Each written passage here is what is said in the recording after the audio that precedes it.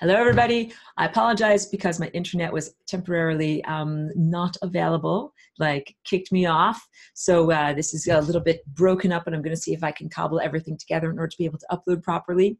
What I'm doing is a presentation recollecting all the things that we went over for the entire semester, which is good because I'm able to use the PowerPoints that I made for the conference over the weekend. So I'm jumping back into where I was on the PowerPoint presentation before I got kicked off, and we're going to have a super fun dance party today too. So please stay tuned. So back to my wonderful screen share.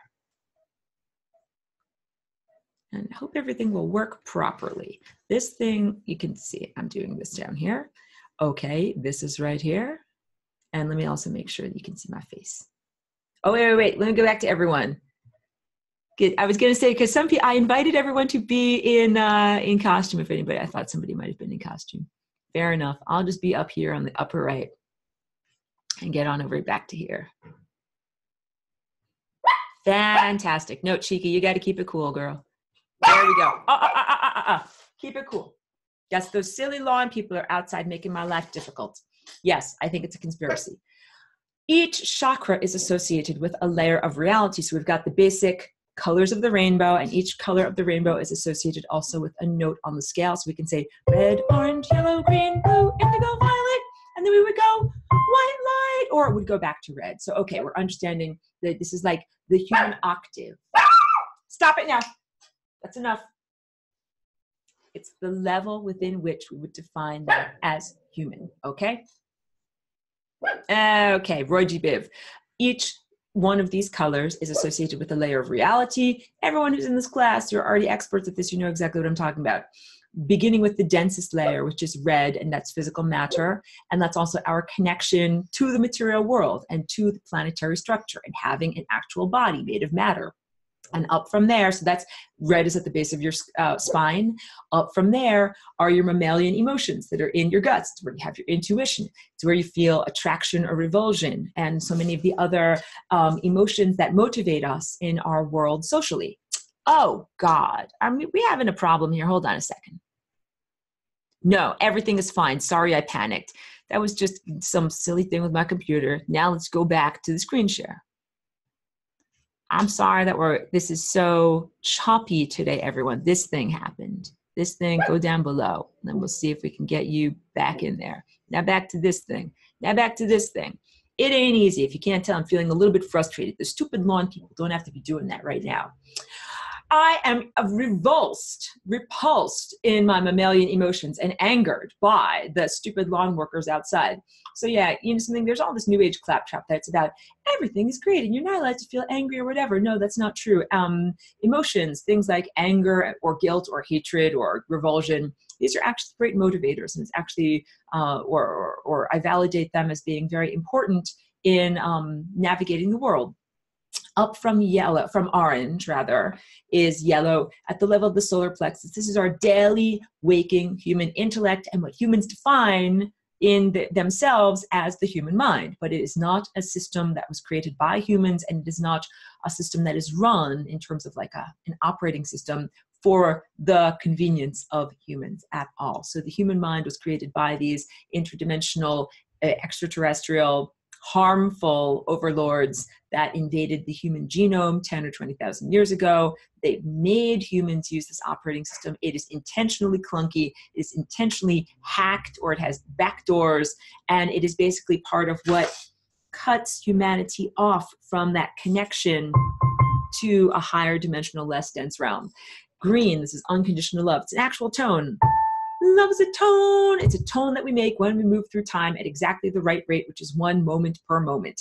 And then up from there, this is the level of the throat. It's a light blue. It's communication. Anything that we do that's communicating, that can be gesturing. It can be playing the piano. Everything, look, that extends outward from your throat, that comes from your arms. Painting a painting, playing a musical instrument, sign language, anything like that.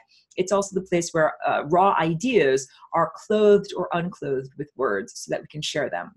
Because raw ideas come from up here. This is dark blue. It's insight. That's your inner vision. And these, up from here, this is what I call the higher faculties. We've got this steady tone of unconditional love that is like the foundation, the basis that all of these other building blocks are stacked upon. So the ability to communicate, the insight, which is seeing and knowing beyond words. It's nonverbal.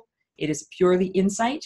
And it's also, this is the level of anthropomorphic lens, interpreting the world through the human filter.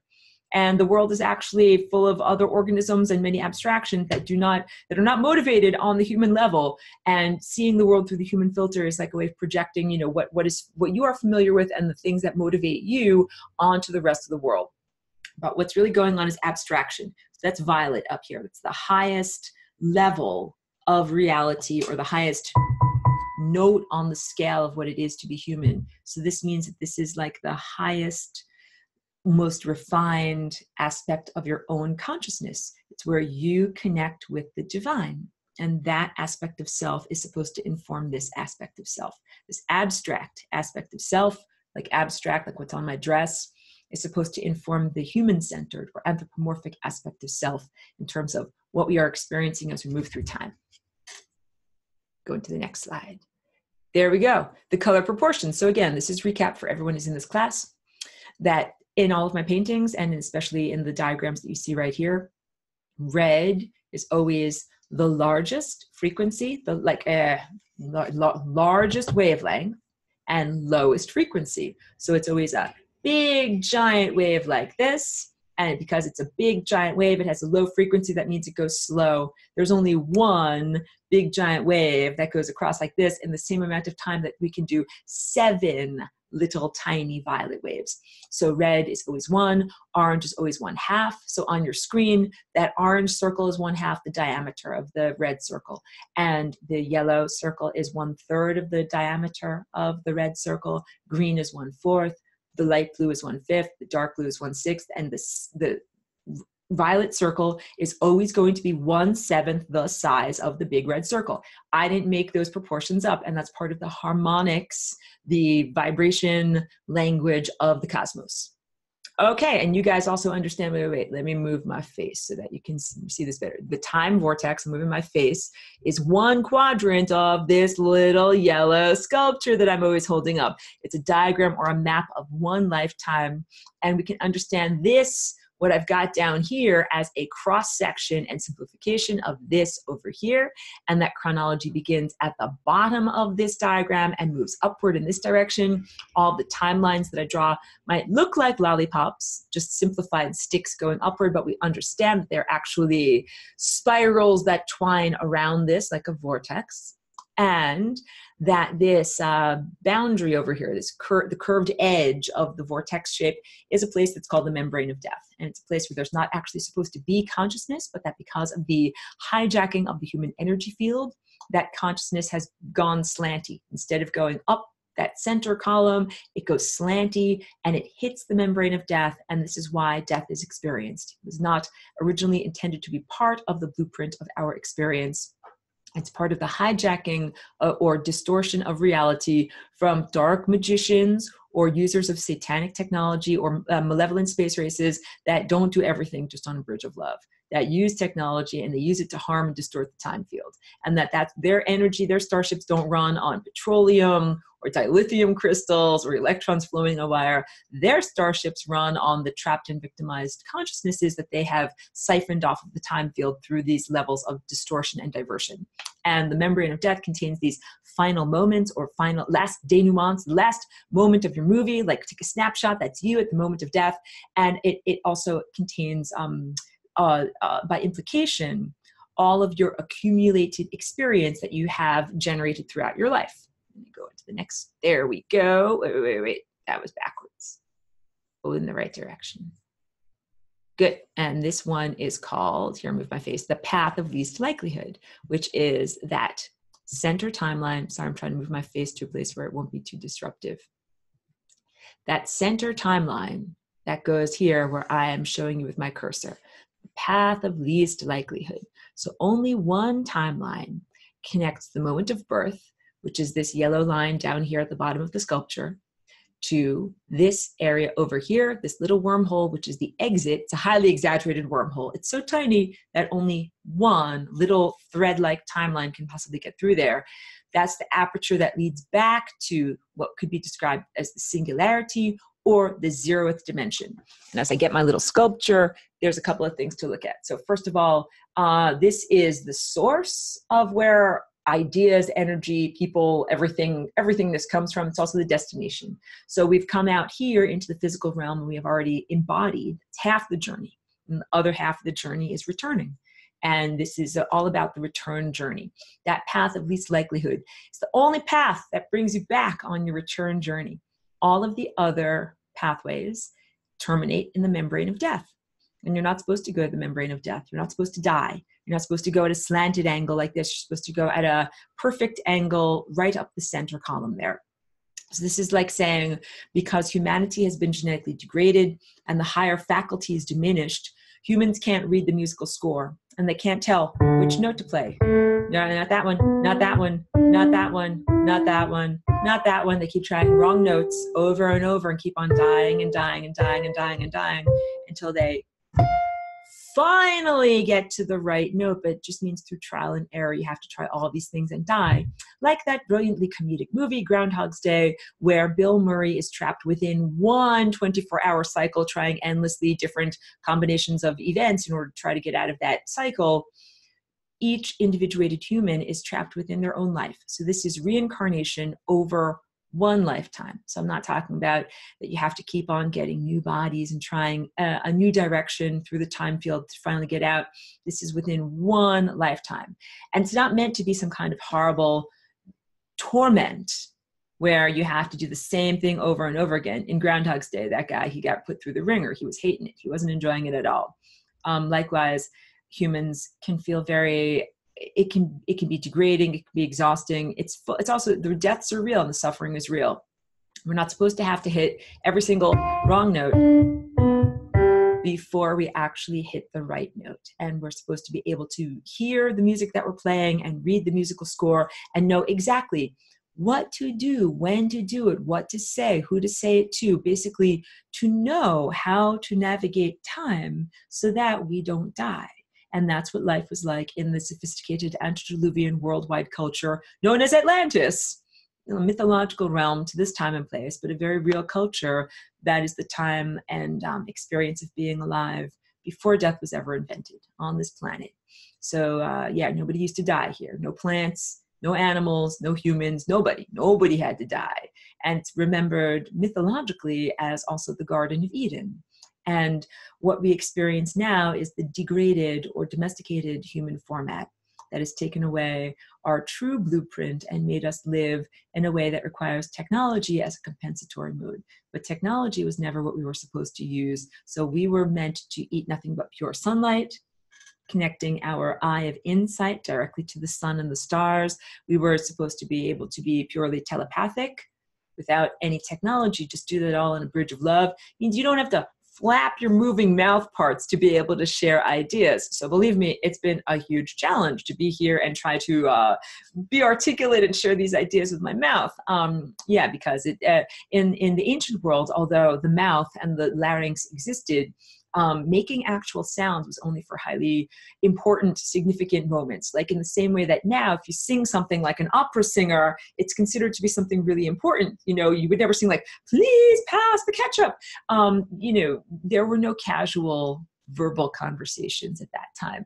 If somebody actually took the time to vibrate the atmosphere and put that energy into the world, it was for very specific purposes. So yes, no casual conversations or speaking about passing the ketchup or anything like that. Words were reserved for highly specific uses. And so now you can understand, we now use words and the vibrations of the atmosphere as workaday solutions. So yes, we say a lot of things that are nonsensical and meaningless, but what you say really affects the world, and words have a power to bring forth reality. This path of least likelihood, we can also understand it as being the center of a bullseye. So if I take this sculpture and I turn it up on its bottom like this, you now see this portion here looks just like that bullseye there, and the white part at the center is where I'm putting my finger. That we have just like an old-fashioned analog record, like Led Zeppelin or Jimi Hendrix, a record with music. And there are songs that are in a long spiral groove that begin from the periphery and they spiral inward towards the center.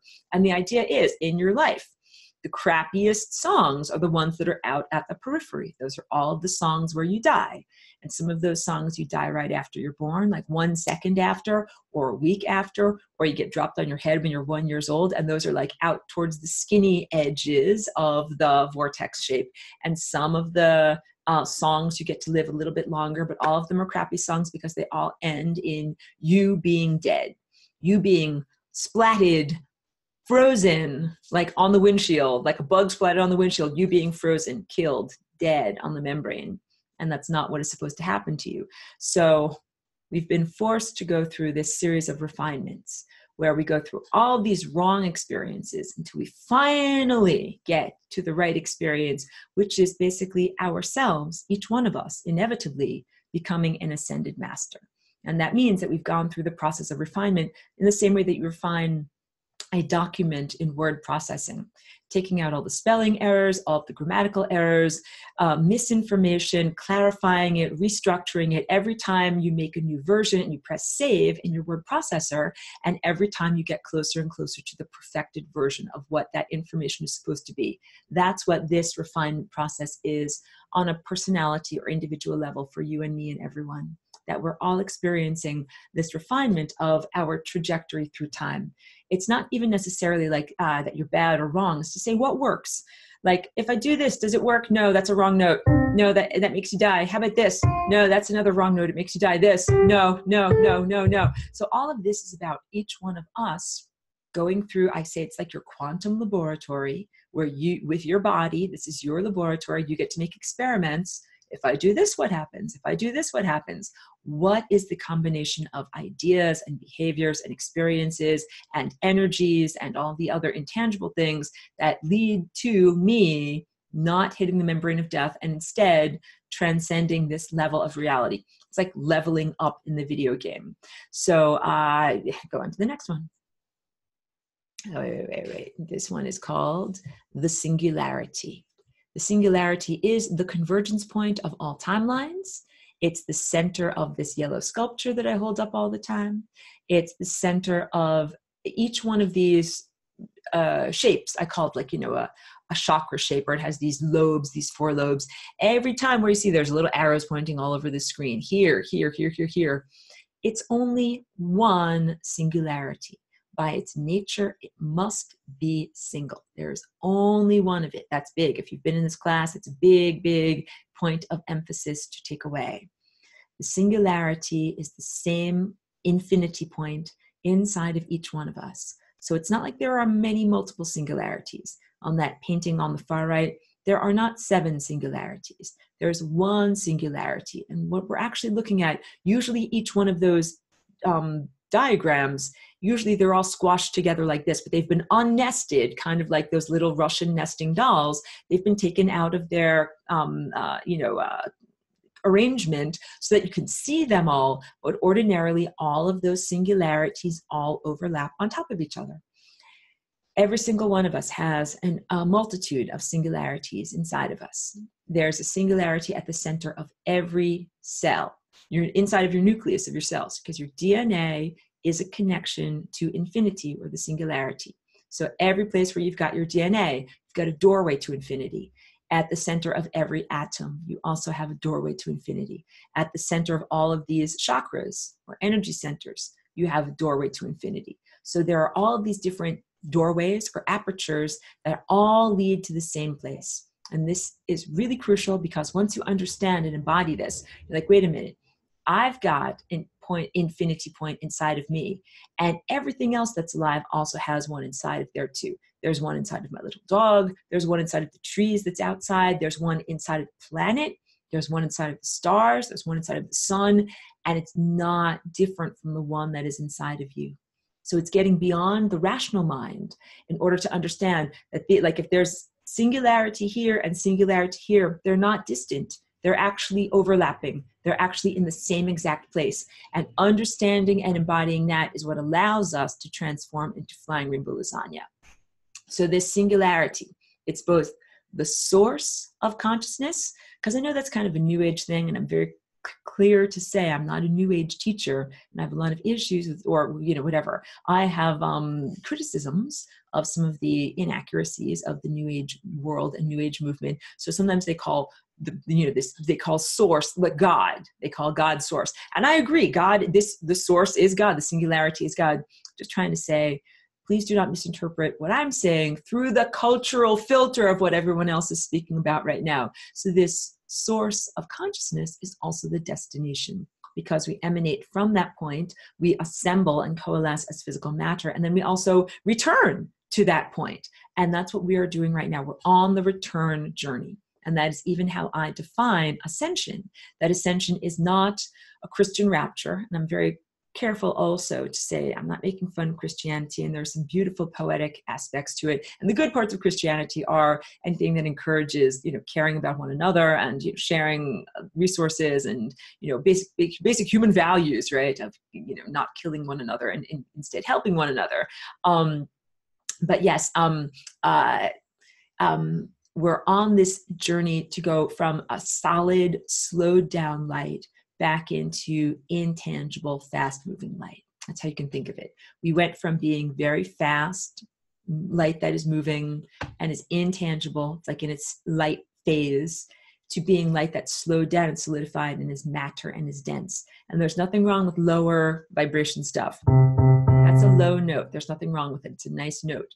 But the challenge is we've been in this lower vibration world where everything has been distorted and we've been cut off from the source. And that was not what was supposed to be our intended experience. We were supposed to stay connected even while we were here, making this not an uncomfortable note. We're supposed to be in a lower vibration or in a denser world, but still connected to the divine. That would make this experience much more comfortable. So what happened that's not cool is we got disconnected from the divine, and now we're down here in this lower vibration. That makes it not very much fun at all. So our ascension is all about, again, not floating upwards, in a poetic, rapturous, literalist way, but instead changing state from physical matter into light without having to go through the intervening levels of decomposition and death that were necessary in the past before something like flying rainbow lasagna. So that convergence point, it's infinity. It's the center of a donut hole, or the core of a torus. And when people are starting to experiment with copper wire coilings in the shape of coils like this, like a donut or a torus, you get all sorts of interesting anomalies that happen at the donut hole, magnetic anomalies and, strong forces and things like that are happening there from the overlapping of all the different windings and magnetic fields. The whole point being magic things happen at the hole of the donut, the tour of the torus. Magical or inexplicable things start to happen there. So it's also called the 0th dimension, not because it's worthless, but because like the first dimension is a line, like my pinky is a line. It takes one piece of information to describe where is a point on this line. The 0th dimension contains everything. You don't have to put an address on the letter. It needs 0 addresses. Everything is there. Put it in the mail, send it to infinity. Everything is there. That is what is so magical about that place. So it's similar to science's definition of the singularity, because science recognizes that at the center of a black hole, when you've taken the fabric of time, space, and consciousness and stretched it infinitely, it keeps on stretching and stretching and stretching, like some super rubbery type of thing that stretches infinitely. At the place that it stretches infinitely, science describes all of the rules of physics break down. And the rules of physics are the rules that describe behavior on a macroscopic level. You and me and everything else that is slowed down light and how everything works and fits together, those rules don't stand anymore when we understand the fabric of space, time, and consciousness being stretched to that unlikely point. That's what is going on at that singularity. And the final thing is, it is single by definition. There can only be one singularity, because if we have more than one, we have either a duality or a multiplicity. And again, we're trying to get out of dualistic thinking and out of this type of consciousness separation worldview, and into, or back into, the understanding that that same source, emanator, divine, 0, infinity consciousness exists within all of us. And it's hard because your rational mind doesn't necessarily want to understand this. It wants to say like, wait, that doesn't make any sense. But it is truthful that Each one of us contains infinity inside of us, and there are so many different doorways to infinity, but it's the same infinity. Okay, now let me move my face so that you can read what this says. The flying rainbow lasagna is created by an oscillation or a dance of the singularity between different positions. So here I am holding up my sculpture to the camera so that you can see it, and here are some, two-dimensional pictures of it. This place down here and this place up here on the sculpture. These are both the singularity. And the singularity oscillates back and forth between these two positions, creating, as a result of that oscillation, this warping, bending, twisting, morphing of the fabric of time, space, and consciousness. In exactly the same way, if you have a ship that sails on the ocean and it leaves waves as its wake behind it, or even a jet flying across the sky, it has, a wake behind it. This oscillation up and down through time leaves a wake, and the wake is shaped like this flying rainbow lasagna. This is the end result of that singularity beginning to oscillate in a new way. And it doesn't just oscillate along this axis, it can go up and down, it can go side to side, it can go in and out, it all spins around like this all the time, and it can tumble end over end. So I'll show you the animations too. This shape bends cosmic laws, but it does not break them. This shape made it possible for me. Let me just drink a little bit of water. This shape made it possible for me, as a not embodied consciousness abstraction, to come into this physical human body. And it was basically what I did was, because this shape brings together formerly divergent realms or makes membranes porous. This world, this planet here, and consciousness here has been quarantined for a very long time, or sequesters, or cut off from the rest of sophisticated and loving, galactic civilization. And this shape and my presence here, what it allowed to happen was all of that highly refined energy and love from sophisticated galactic civilization allow it to get through the barrier. That's what's been happening, that there's been this, a veil or a sheet or a wrapping that was placed around this world that made it very, very difficult to connect to the divine, to be able to hear the sun and the stars and all of that information coming from that direction. And that flying rainbow lasagna makes it possible to get energy through. So we're no longer in a cell phone dead zone. It's not like, oh, I'd love to talk with you, God, but I just can't hear you. I don't get a signal. You can get a signal now to the divine, to the stellar network. You're not cut off as an individual and also as a culture from all the things that are going on. So this bends cosmic laws, but it does not break them, because there had to be a way to get that idea, those ideas and that energy. It's like guidance from the great composer that was telling everyone, hey, everyone, it's time to play your music. But no one could hear what was going on down here until flying rainbow lasagna. And now you can hear. Now it's like, oh, wait, it's time for us to play this song. So now we're all playing the Metamorphosis Ascension song. And when I say bends the rules, what I'm doing is moving this singularity into these two positions, or various different positions, so quickly that it's as if it's in two places at the same time. So if I was over here and then I went through a time doorway that brought me directly over to here, and I stepped through the time doorway again, I went directly to here. I didn't have to walk all the way. It took me 10 years to walk all the way down here. No, it's an instantaneous jumping back and forth between these two positions. So it's the same thing, same point, that just we're seeing it at two different positions. Just like if you took a long exposure image of me, hitting a tennis ball with a tennis racket. My arm is swinging across the screen. You would end up with 10,000 images of my arm. I only have one arm, but you're seeing 10,000 pictures of it. That's what's going on with this shape. There's only one singularity, but you're seeing it in multiple positions. And as I was saying, at the conference, I met a lovely student. She's in the class, but she only has intermittent access to the internet, so she's not always logged in. She described her own practice. So in my practice, I do a lot of actual physical movements. She sits in stillness.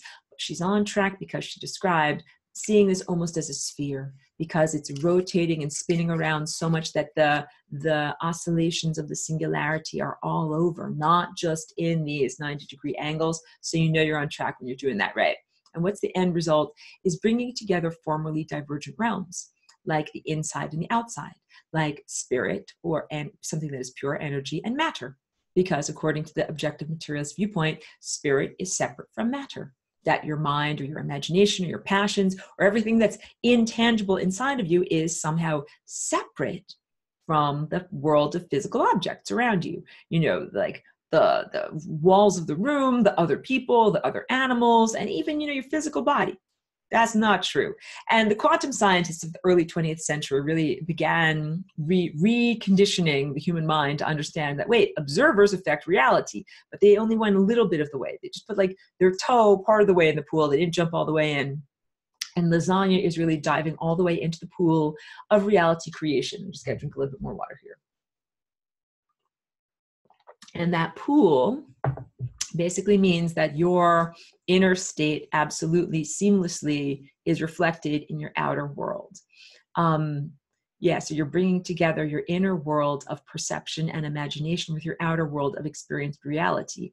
And that's literally like creating a paintbrush of reality, where there's no distinction between everything that's quote unquote inside of you and everything that's outside of you. And if you become a virtuoso, mastering this process of manifestation, you create a beautiful world. You no longer have to have a world filled with suffering and unfairness and lack and iniquity, but instead you have health and vitality and abundance and a super fun, cool dance party.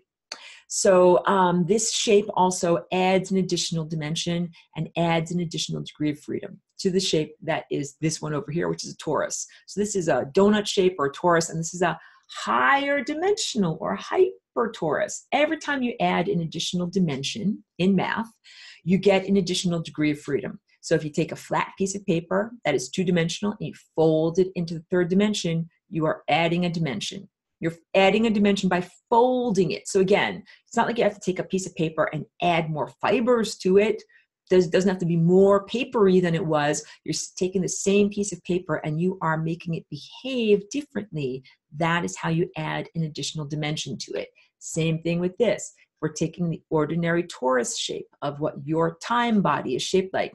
We don't have to add more time to your body. What we're doing is adding another dimension. We're folding it into a higher reality. So we take this shape and starts to vibrate in a higher dimension, and it becomes this shape. When you do that, you get more freedom. That's what that means. It's all math talk. You add an additional dimension, you add an additional degree of freedom. So if we go from a piece of paper that's flat to a folded piece of paper, it means you can origami. You can turn that flat square of paper into a crane or a frog, sorts of different things that they make that are very creative. And same thing with flying rainbow lasagna. If you have a flat plane of time, then you're not able to access it in very creative ways. But if you can origami time, then all of a sudden you can access time in a nonlinear way. And that is really what happens when we begin to flying rainbow lasagna on a genetic level. This is the solution to the equation of life, because if you look at all of those timelines going up the time field as like this plus this plus this plus this plus this equals death. On every timeline except for that one little skinny timeline that gets out of here, you solve the equation when you go this plus this plus this plus this plus this does not equal death, but instead equals life, equals a continuation of consciousness, because what you're experiencing is an endless journey, an endless loop.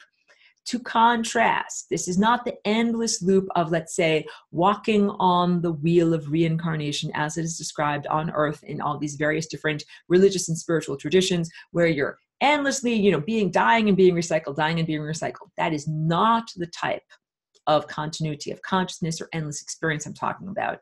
I'm talking about where you have control over your life, control over your trajectory, where you choose your experiences, because otherwise it's not very much fun to have to keep on re-experiencing cycles and cycles and cycles that you're not in control of, more and more cycles of suffering. That's not what I'm advocating. What I'm advocating is an end for unconscious, uncontrolled cycling and a beginning to being conscious, being an engaged participant, being able to choose where you drive on the road of life, and not having to have breaks in continuity. That's what death is. It's like saying, oh, I had this life and then I died. My consciousness had break in continuity. Then I started a new story and then I went in that direction.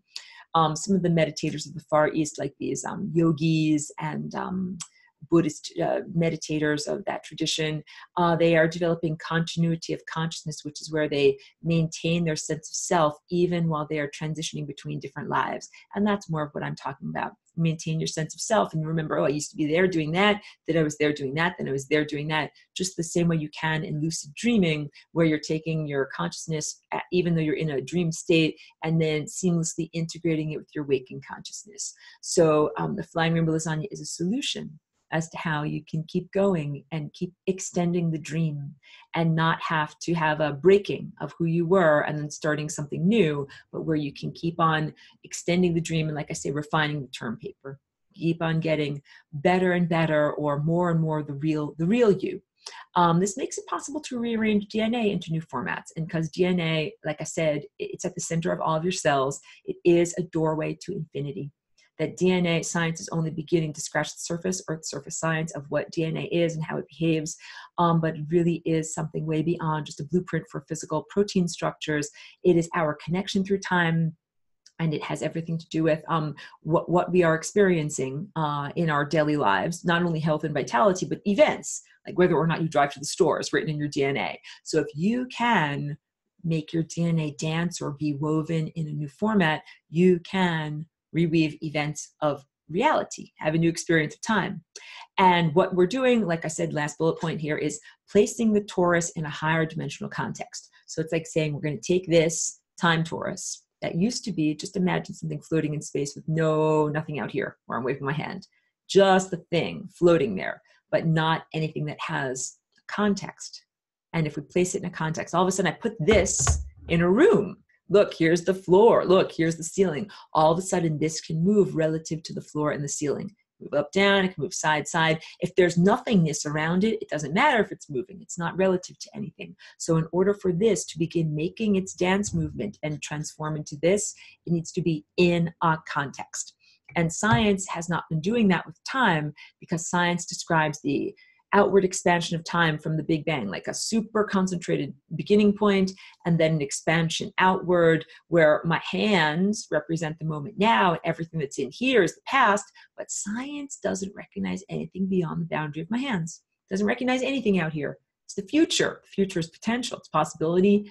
Science's limiting definition is that it does not exist yet. So that means there's nothing beyond the edge of this sculpture. There's no context within to move.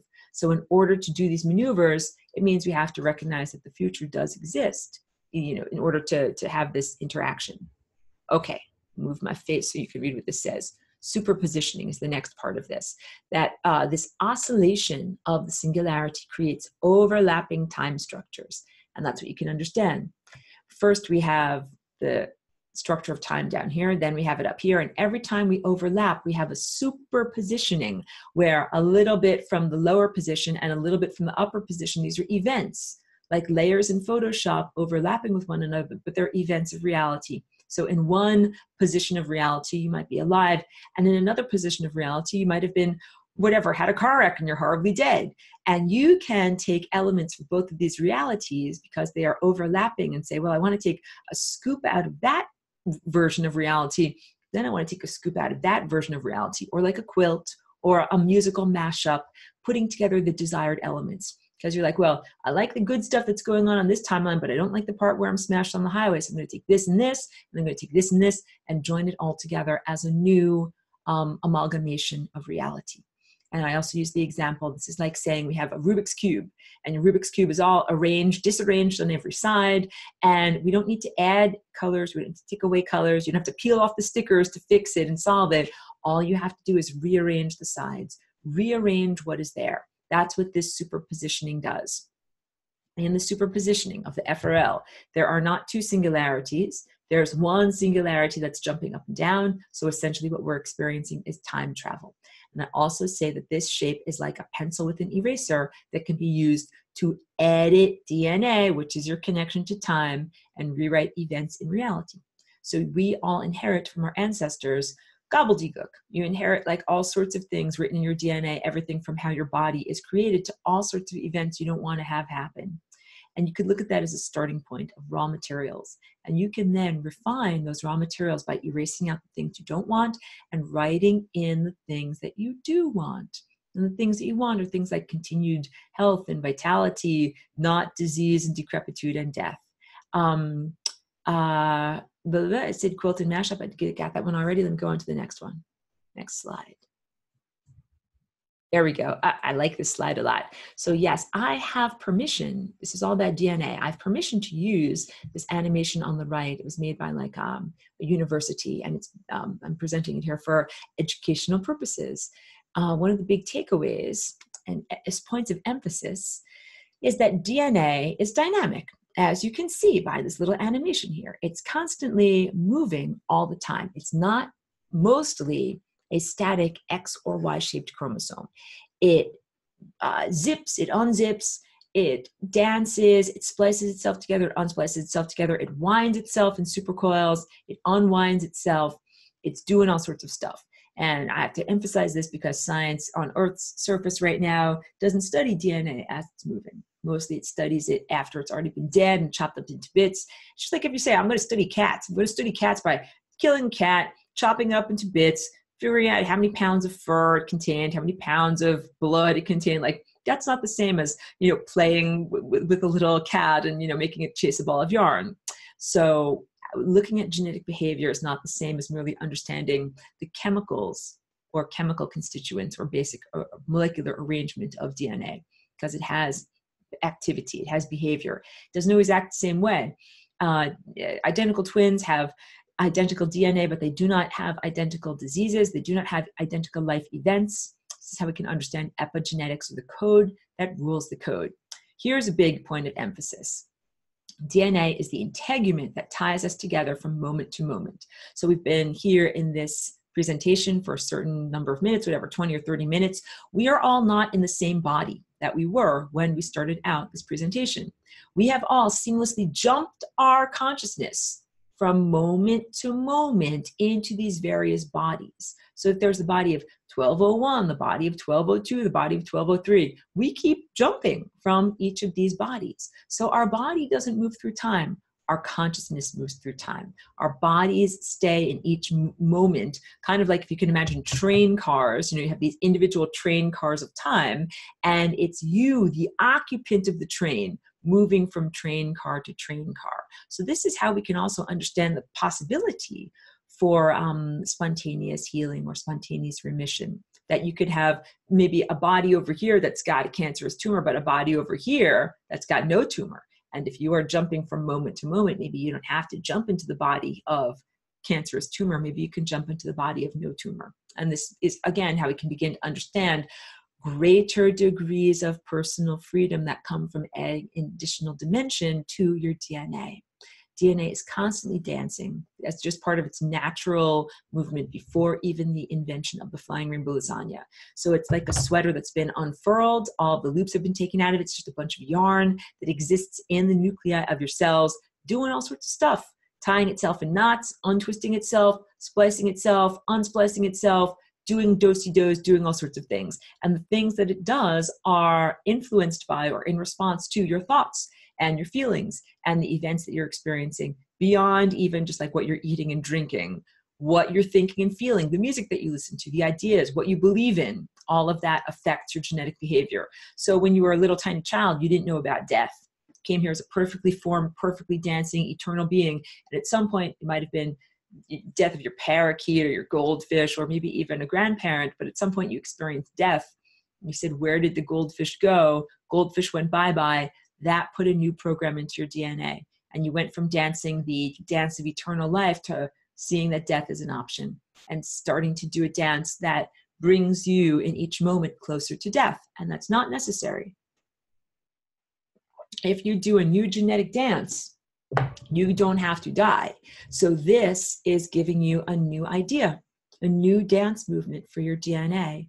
If someone once programmed you to say, oh yeah, death is inevitable, everything that comes here also has to die, then you believe that and you dance that pattern with your DNA. But if someone says, hey, you can actually transform and metamorphosize and change state without having to die, then that's a new dance. And if you master that new dance, you have a different experience of reality. Gonna move on to the next, go to the next. Oh, cool, look at that. It did such awesome animations. Okay, so super coiling. Let me move my face. Come on, cursor. Now I can't find the cursor. Oh, here we go. Supercoiling and genetic behavior, right? So strands of DNA twine together in a process known as supercoiling. And what you see over here on the right is a picture taken via scanning electron microscope of what happens when one strand of DNA starts to become twined together. This is kind of like the second level of supercoiling, where first it starts to coil around these protein structures in the lower right-hand corner called histones. That's kind of like a thread wrapping around a spool. And after it wraps around spools, it makes donut shapes that are very similar to this. And then those donut shapes all start to twine together and make thicker threads and thicker ropes. And it twines more and more and more, makes more and more and more ropes. So yeah, so these are both highly accurate representations of what DNA looks like. Epigenetics, like I mentioned, the code that rules the code. Just learning new information affects genetic behavior. So at one point you learned about death. Now you are learning about flying rainbow lasagna, the capacity to transcend death. And DNA information, what's written in the book of you in terms of events or protein structures, is either accessible or inaccessible dependent upon how tightly coiled the springs of your DNA are. Here, like my fingers, a slinky that is uncoiled, RNA messengers can get in there and read it quite easily, or tightly coiled. Oh, RNA can't get in there, can't read those pages. Pages of the book are stuck together. That's epigenetics. So if someone tells you, hey, cancer in your family is inevitable, the RNA messengers go to the chapter called How to Grow a Cancerous Tumor. But if someone tells you, hey, cancer is not inevitable, it's the end result of your thoughts and your feelings and your lifestyle, then you can close up those pages and say, hey, even though it's written in those pages, I personally am not going to manifest those experiences. And it's not just experiences like having a nasty tumor that are written in your pages. It's many other things too about your experience, your quality of experience and perception as you move through time. So for most of a cell's lifespan, DNA is not coiled up tightly in chromosomes. That's what happens when it needs to go into mitosis. For most of the time, it is unfurled like yarn. It's called chromatin. And chromatin is analogous to the vibrating strings that are in an instrument. So these little strings inside of all of your cells doing their dance, that's you being a musician in the symphony, and you're making symphony that is called the music of life. Another big important takeaway point is that your DNA is an antenna. It's a transmitter and it's a receiver. A guitar is the same way. If you have strings on a guitar, those strings are affected by vibrations in the atmosphere. And also, if you play the guitar, you send out vibrations into the world that you affect the rest of the world. Same thing with your DNA. So if you are diseased in your DNA and you are sending out music, you're sending out music that is not well organized. And if you are wonderfully healthy, then you are sending out beautiful, harmonically tuned music that affects all of the other organisms around you. I'm not saying this to you so that you will decide to shun cancer patients or sick people, far from it, because be like, no, your bad music is affecting me. No, not like that at all. But in order to understand instead the interrelationship that we all have together, the music that you're sending out in terms of health and vitality or disease and decrepitude is absolutely affecting the other organisms around you. And yes, it's much easier to be happy and healthy if you are surrounded by other beings that are also playing good music of happiness and health. Go on to the next one. This one, let me move my face so you can see it. Oh, go back. It's not just trying to not move the cursor. Torus into flying rainbow lasagna. So this is an understanding that any place where you have a torus, you can transform it into a flying rainbow lasagna shape by adding another dimension. Let me just drink a little bit of water here. So you have a torus at the level of your torus donut shape, at the level of your time body that surrounds and interpenetrates your physical body. So you have a big giant torus around you, but you also have tiny tori. You have tiny tori at the level of supercoiling. That's what you can see here. I don't know if you can see my cursor in the center of the screen. Beginning at the top of that little diagram, there's just one DNA strand that gets wrapped around histones, and then about the third level down, you start to get a toroidal tube. Like imagine many donuts stacked up on top of each other. And those donuts, those are kind of like this on their side, can all flying rainbow lasagna. And that's what you see in my little crude drawings. a stacking of donuts stacked up like this, or like a slinky, you know, like a big tube of donuts. And then when we flying rainbow lasagna, it's like shifting those donuts left and right, or up and down, or side to side. And you're able to take a little element of this donut over here and a little element of this donut over here. And what that means is, again, we are combining different levels of reality. This becomes hugely empowering because now you no longer have separated realities. That's the timeline where you die in a car wreck, and that's the timeline where you survive and you don't get wrecked. There's no distinction now between those two timelines. You can take a scoop out of that one and a scoop out of that one and seamlessly integrate that together. And of course, if you're a virtuoso, you're going to take good scoops. You're going to take good things that you want to have happen, events that you want to have happen, not events of death and decrepitude. So at any place where you have a torus, you know, where's another place where you've got a torus? Earth's magnetosphere, or the protective magnetic envelope that is the result of, you know, the spinning of Earth's core. Hey, you know where else you have the torus? The heliosphere, which is the protective magnetic envelope that emanates from our star, the sun, and extends out into space past even the outer exoplanets. Hey, you know what else is shaped like a torus? The entire shape of our galaxy and many black holes and many other superstructures. Any of those places can also be transformed by moving them in a higher dimensional state and turning them into a flying rainbow lasagna. So we've got atoms, everything that's going on this DNA level, like a tiny little subcellular level, your own individuated level, planetary level, the level of the star, the level of the galaxy and black holes, and even beyond. So it's their basic shapes. This shape of the torus is a basic shape that exists on the microcosm and the macrocosmic scale. And anywhere where you have a shape like this, you can turn it into a shape like this. So that's also like saying what cube is to tesseract, torus is to flying rainbow lasagna. Any place where you've got a torus, add a dimension, get a flying rainbow lasagna. And the end result of all of this is that the flying rainbow lasagna dances DNA in a new pattern. And it creates a new possible combination of events, even if it's an unlikely event like not dying. And I personally created that unlikely event when I didn't die, when this body was being attacked and it could have died or was intended to die. Oh, go back. Yes, and that's how I was able to walk into this body as Aurora, as opposed to have what ordinarily would have happened would be the person who used to be in this body, their ego was killed, they died, and then their body decomposed. That would have been the most normal, likely event.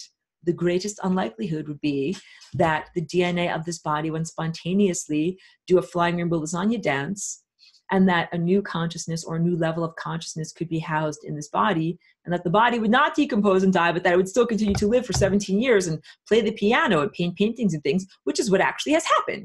I am following the path of least likelihood instead of dying, you know, doing all these other things. So during a portion of DNA's normal behavior, it is unzipped for RNA transcription. This is all about FRL as genetic placeholder in unzipped DNA. And that's what you see in this little right-hand diagram. DNA that's like a thread, one strand of DNA twined together, has been unzipped, like the zipper of your shirt, unzipped.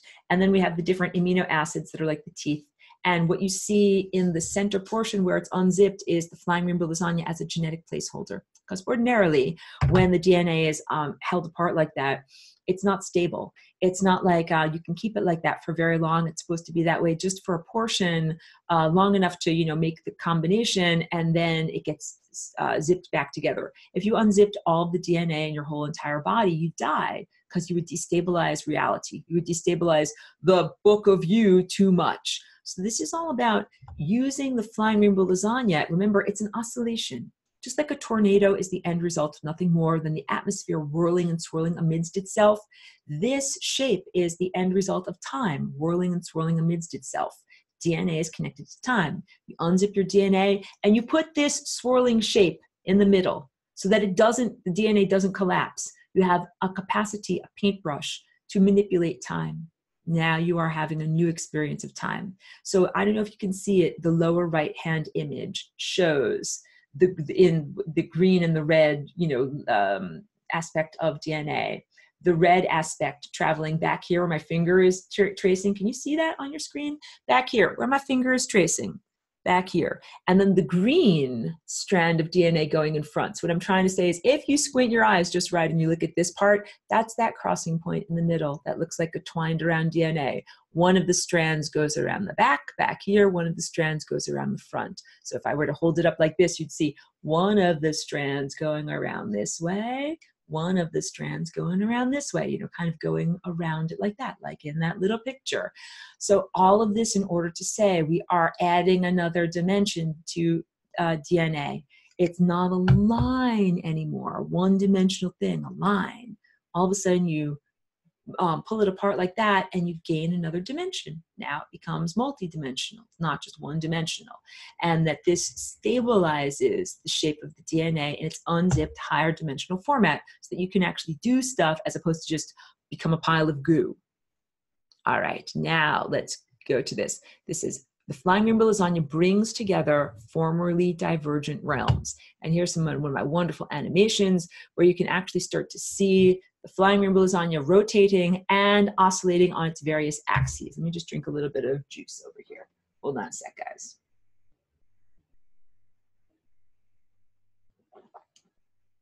So the Flying Rainbow Lasagna can be used to make membranes permeable.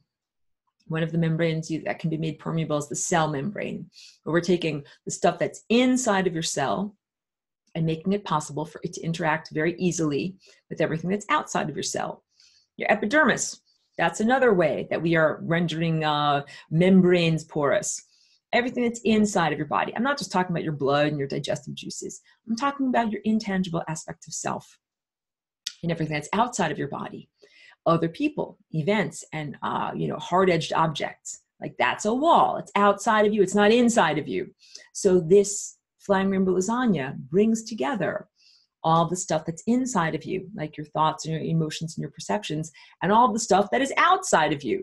It can also bring together things that are intangible that used to be separate, like time, past, and the future.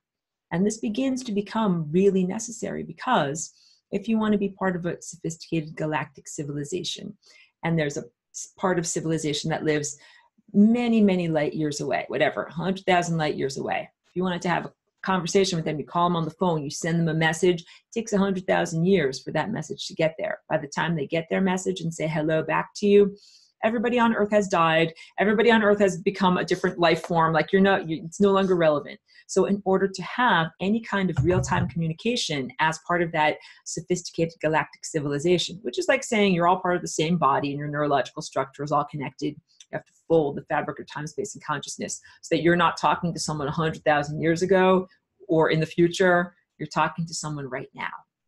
So this is all necessary practice to be able to become, empowered galactic citizens. And this Flying Rainbow Lasagna shape also makes it possible to do something that would have previously been defined as impossible. So my own medical, healing, my own transcendence of medical issues would have been considered impossible. Like there are literal brain damages or air blockades that you can't get neurological signals to go through in a linear fashion. I don't go through those areas in a linear fashion. I jump up and over or fold fabric of time, space, and consciousness so that I can do what would have been considered impossible, like being articulate, doing math, moving parts of my body that would have been paralyzed otherwise. It's just one example of how this can be applied to your body, to your biology, to do things that would not have been possible. So you can do healing, but also other things. Things like all the things that we would consider impossible, affecting reality with your mind, doing things that would be considered magical, become within reach when we use the Flying Rainbow Lasagna. I'm going to the next slide. Here we go. Flying Rainbow Lasagna as non-duality, energy, and entropy. I'll talk about this in this class quite a lot. And I'll just say each violet vertex of the Flying Rainbow Lasagna represents the singularity in different positions, right? We've got singularity up here and singularity down here. Just like I have two eyes on my face, these two positions of the singularity have slightly different viewpoints. One is the viewpoint of energy. We'll arbitrarily define the one at the top as being energy. And one is entropy. So energy, the qualities, the viewpoint from the great composer at that point, from that point to the singularity. That looks like beingness and being aware of things and heat and light and movement. And it's unity consciousness, like it's everythingness. And the opposite is non-being and not being aware. And instead of movement and heat, coldness and frozenness. If you take matter and you make it really cold and frozen and slow, what you end up having is a Bose-Einstein condensate, which is a super cold, frozen, overlapping, smeary form of unity consciousness that happens at the other end of the spectrum. And nothingness. So we've got being and non-being, stuff that exists and stuff that doesn't exist, everythingness and nothingness. And it's the oscillation of the singularity between these two positions that is what flying rainbow lasagna is. And this is how we can resolve the pathogens, pathogenic infections of our world. That instead of saying everything that's in existence is supposed to be in existence because it's in existence, that's faulty reasoning. The truth is there are some things that are in existence that are not supposed to be in existence, that were emanated from the source, not on a bridge of love, into reality, trying to kind of like break the rules a little bit. Those things are not supposed to be in reality. They're not supposed to be.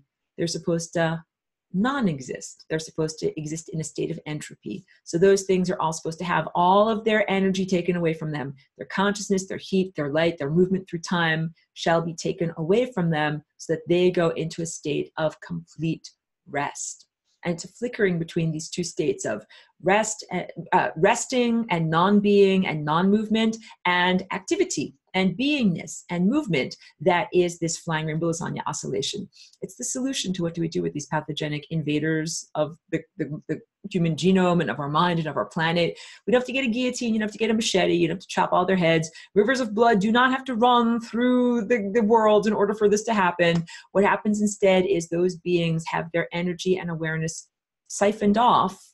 It's not supposed to be there. You're not supposed to have a spotlight of awareness on them and what they are doing, their aberration. They're supposed to be sent into non-being and entropy. Go to the next one. Hold on a second. Let me get you up, too far. Trying to move this thing.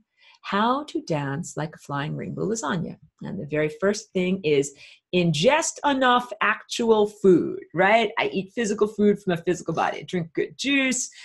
Before I do my flying rainbow lasagna, I usually eat some carbohydrates because it's like doing an athletic thing, whatever it's like running, whatever. So you'll need to like drink some juice or eat some good fruit or whatever. Eat some energy food, highly available carbohydrates. And then I also do sun gazing, because sun gazing is food for my light body. Then I sit comfortably.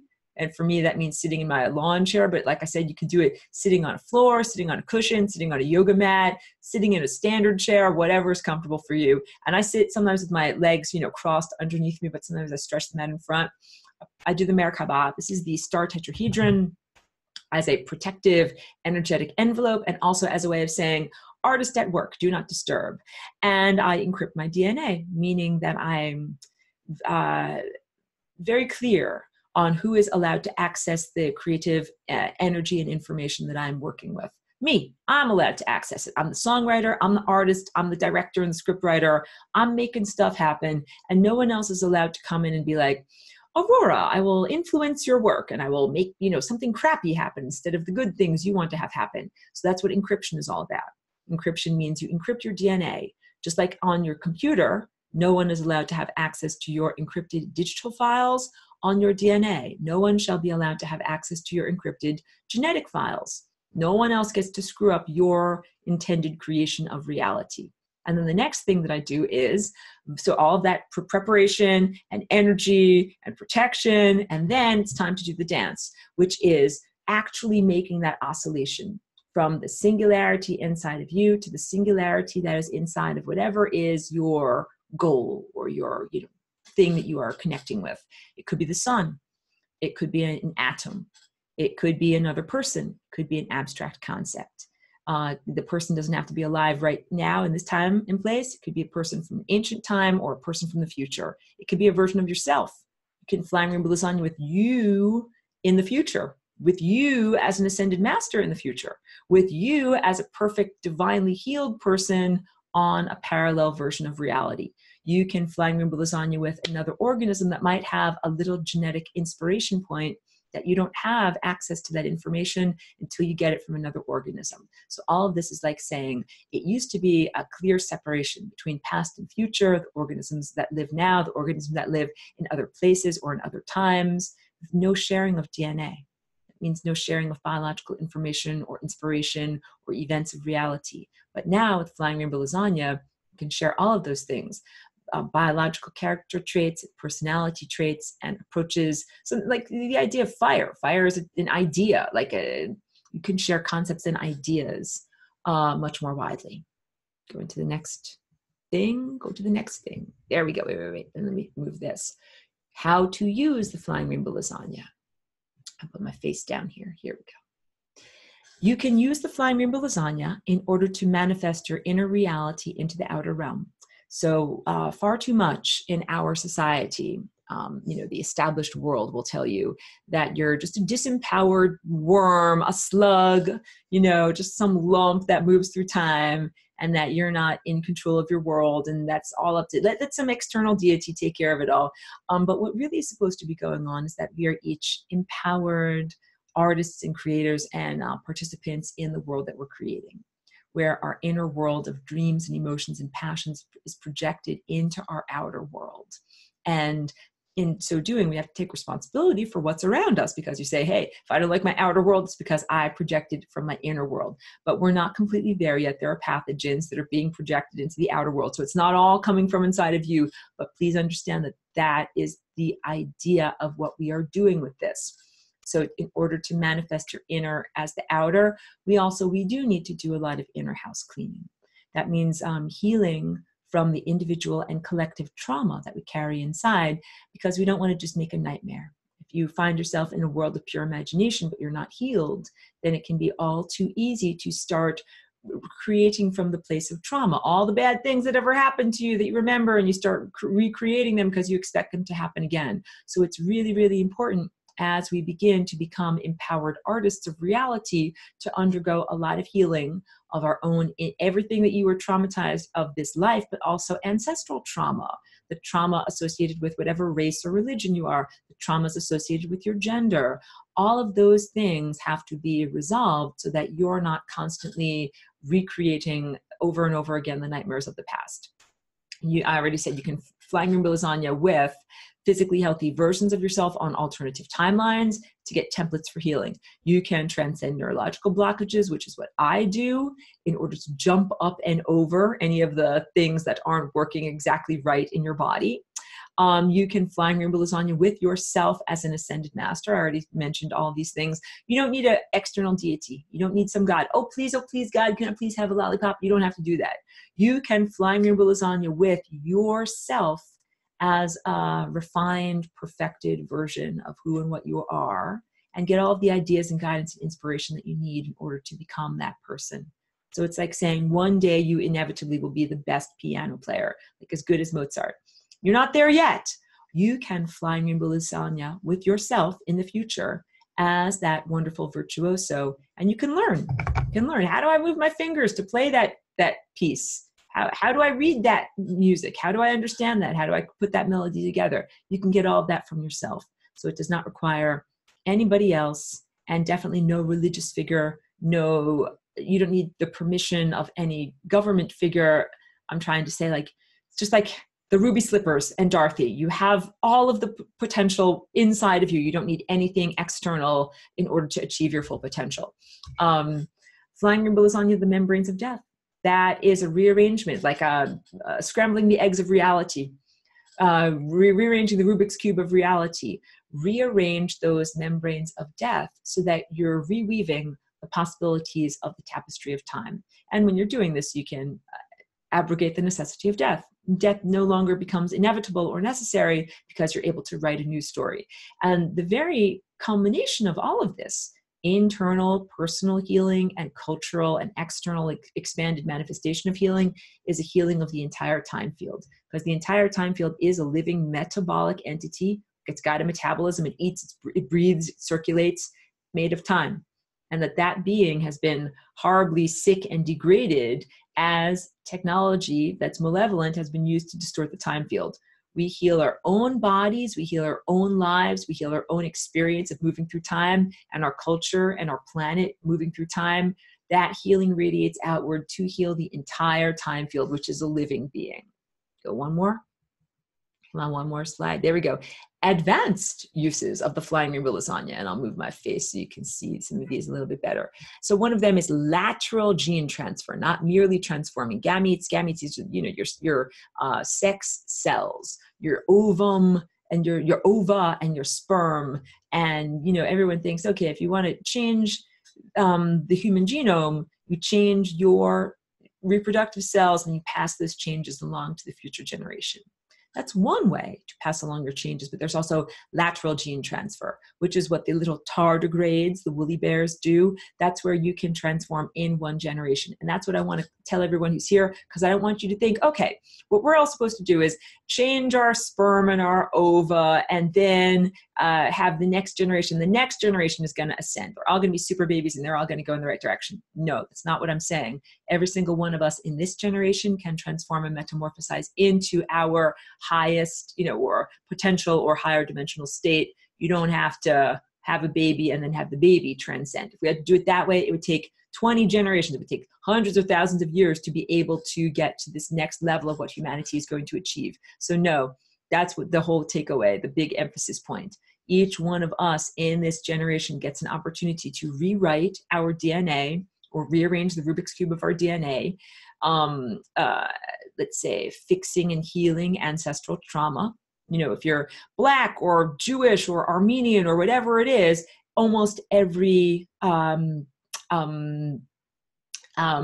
of human, whatever I'm trying to say, has experienced genocide. You know, almost every race here, race and color and everything like that, and religion, everybody's had genocide. So there are ancestral traumas of almost everyone here.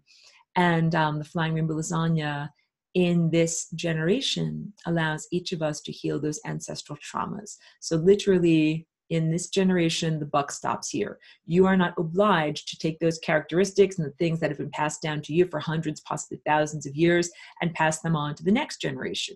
You don't have to do that. So you don't have to pass down whatever, all the bad things that happened to your ancestors, that story that you carry around. You are not doing them a disservice or disrespect by healing it in this generation, because a lot of cultures say, well, that's part of my cultural identity. Everybody got killed 1,000 years ago and we still remember it in this, you know, yearly tradition.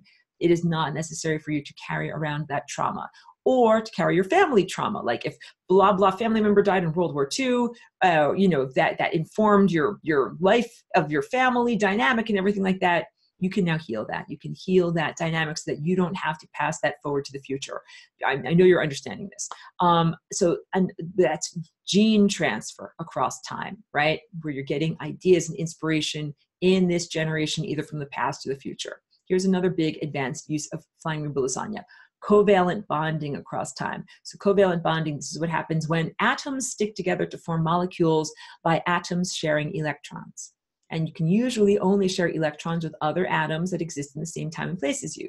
But what if you can share electrons with an atom that existed 10,000 or 10 million years ago, or that will exist in thousands or millions of years? Then what you're able to do is do covalent bonding across time, where you're actually taking atoms that are separated by time and you're able to bond them together because you're folding the fabric of time, space, and reality. You're creating a new type of matter. And this is what I mean when I say bringing together the formerly divergent realms of spirit and matter. You are making matter responsive to consciousness. Matter now responds to consciousness. So depending upon what you think, the wall behaves one way, or the glass behaves one way, or the water behaves one way. And if you think differently, then the matter responds differently. You can also, advanced use of Flying Rainbow Lasagna, gain access to resources that were previously inaccessible. So let's say you are folding the fabric of space, time, and consciousness. You can bring to be much closer to you in proximity, in both time and space, a molecule of whatever thing you need. You need a molecule of monoatomic gold. Fold the fabric of space, time, and consciousness so that that little molecule of gold is not sitting in some faraway safe deposit box, but is instead in your body. where you need it to be for whatever purpose.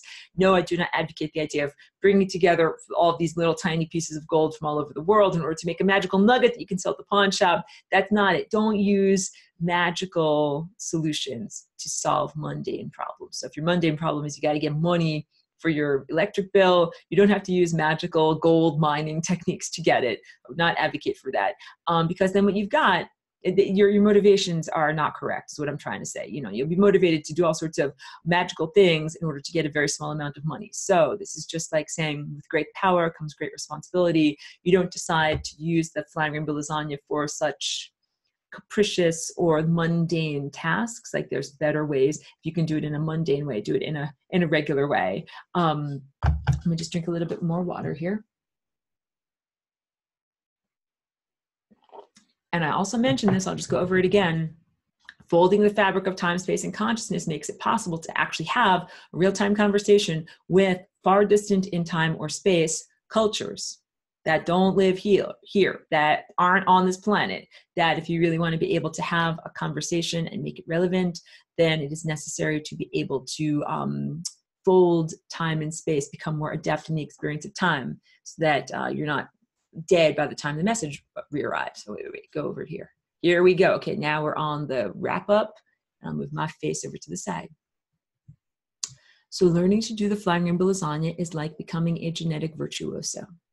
And that means that it takes time to do it, and it takes practice to do it also. You are absolutely allowed to do flying rainbow lasagna with your body and your DNA. You don't get permission from me. I remind you that you are allowed to do this. You own your own body. You own your own cells. You own your DNA. Your DNA is not owned by your ancestors or your parents or your government or religious leaders. You own it. It's your body. It's your instrument. It's your life. That's a really big one, because I think there are many social structures that come along that try to say, oh no, we're allowed to be in charge of you. Your family tries to be in charge of you, or your husband or your spouse or whatever. Your mom, your dad, the government, President of the United States, the Pope, all these things try to say, oh yes, we're in charge of you. We tell you what to do. So it takes a great deal of inner strength and willpower to say, no, no one else is in charge of my body except for me. No one else is in charge of my life except for me. I am the scriptwriter and the director and the experiencer, and I make these events happen, because when you don't like something in your life, you cannot blame everything else, mommy and daddy and the Pope and the government. You have to say, well, I don't like what's happening in my life. I need to take responsibility and change and transform. That little picture that I've got on the screen, I keep showing it all the time. It's a picture of Earth's magnetosphere, which is formerly toroidal or donut shaped, transforming into a flying rainbow lasagna. And I will again allay any fears or concerns, because, you know, everyone here has residual trauma from when we were alive in the time of ancient Atlantis, and that culture, you know, was degraded. It was the fall of consciousness and the fall of grace and the fall of humanity that everybody expects. Oh, the bad stuff that happened in the past is going to happen again. And bad stuff that happened in the past was pole shift. Went from north-south, right, to south-north, and of Earth's magnetic field. So remember, that's what happened in the past. So many people are expecting a similar trauma to be played out in the future. Oh no, we're going to have another pole shift. We're going to have another crustal displacement. Everybody's going to die. It's what everyone's afraid of. And I'm here to allay your fears, because it's not north-south to south-north. It is Earth's magnetosphere, right, transforming into a flying rainbow lasagna, higher dimensional torus shape. So that means not north-south to south-north, but inside to outside on a planetary level. And our planet, Earth, is an incredibly powerful and creative artist, like a musician or a painter. I mean, if you ever see the most wonderful, unspoiled, you know, ecosystem and sunsets and the way that plants grow and they fit together, there's so much beautiful artistry in the natural world expressed here on Earth. So yeah, the planet herself has an inner world, like we do, of imagination and hopes and dreams and desires that have been subverted and distorted and constrained in her ability to express physically those things. The art projects of the planet are us. organisms that exist on the surface of this planet and our interactions and our behaviors. And right now, the organisms that are here and the way that we're expressing everything, it's horrible music. It's not good music. It's because of the planetary invaders that screwed up our music, and they didn't join the band. They kind of invaded the band. They took their own crappy instruments and they amplified them, and they made it hard for the non-amplified acoustic good musicians to be heard. So what is happening with our present experience of pole shift is the planet is transforming and metamorphosizing the internal reality to now be expressed externally. And that means that all of Earth's dreams and desires for, healthy, well-integrated organisms and ecosystems are manifested. And all the crapola that has been constraining and limiting that is no longer, a problem.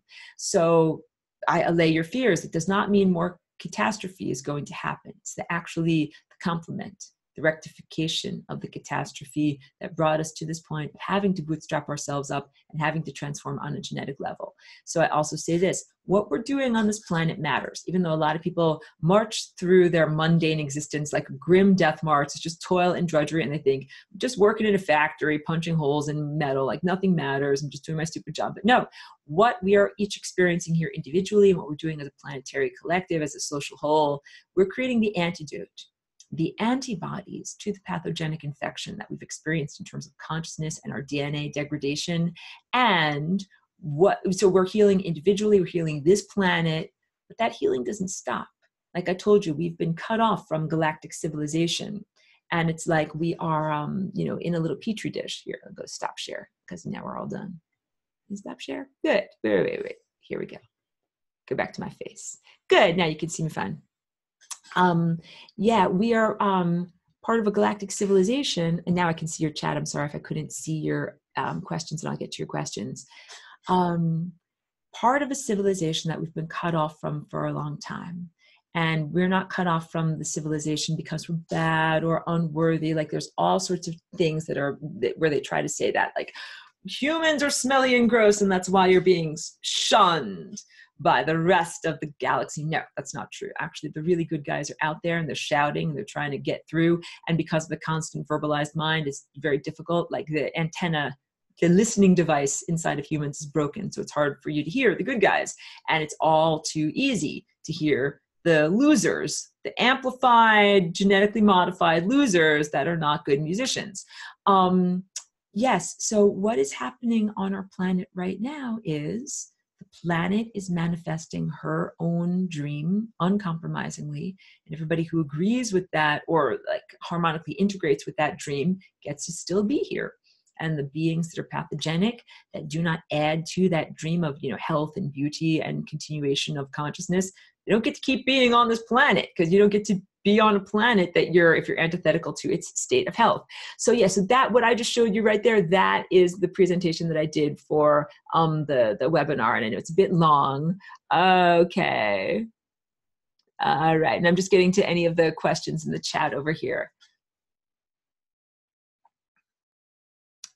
All right, so Joelle is saying the 0th dimension is everywhere, amazing to comprehend, although I feel it most in my heart and in my mind.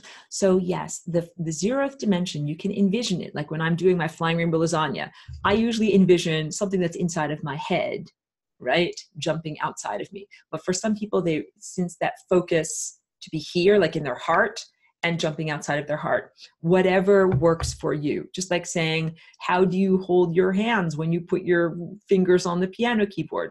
What matters most is that you hit the right note. What matters least is your appearance of making sure that your fingers are curled in exactly the right way. So in all of this, in doing the flying rainbow lasagna dance and doing this inner metamorphosis, focus on hitting the right notes is the best way I can say it, as opposed to your appearance or the external perception of what you're doing. So you'll see me when I start, we're gonna have an actual dance party. When I do the dance, as I'm making these motions, it's like, basketball players shooting baskets. What matters the most is that the ball actually goes in the basket. But you can also do this with a great deal of flair and elegance and style in the way that you shoot that basket. So when I'm doing these movements, what matters the most is accuracy. what matters the most when you're doing the flying rainbow lasagna is, I'm just moving closer so that you can see my face a little bit better. What matters the most is that you're hitting the right notes, that you're doing the right things in reality. And what matters the least is your appearance, although I encourage everyone to do their activities with flair and with style. So you'll sometimes see me, bringing my hands together like this, and that's kind of like the erasing the things you don't want and locking things in with a measure break kind of motion that I do. And what matters is accuracy, that I'm actually doing this. And sometimes I'll do it underneath my leg. It's kind of like if you're doing a fancy Harlem Globetrotter type of thing. Like there's all sorts of different ways to do these motions that are, like trick moves.